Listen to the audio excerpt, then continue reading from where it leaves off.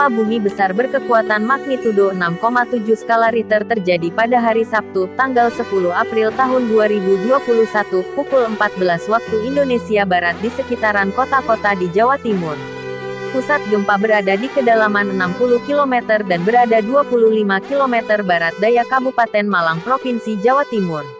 Badan Meteorologi, Klimatologi dan Geofisika, BMKG, mencatat pusat gempa berada di titik koordinat 8,95 lintang selatan dan 112,648 bujur timur.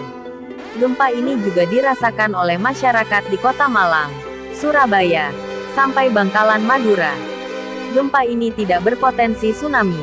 BMKG menghimbau agar masyarakat untuk tetap tenang dan waspada. Jika ada gempa-gempa susulan, tetap tenang dan tidak terpengaruh oleh isu yang tidak dapat dipertanggungjawabkan kebenarannya. Pastikan informasi resmi hanya bersumber dari BMKG yang disebarkan melalui kanal komunikasi resmi yang telah terverifikasi. Hingga berita ini diturunkan, belum ada laporan dari masyarakat tentang adanya kerusakan yang diakibatkan oleh gempa ini. Terima kasih.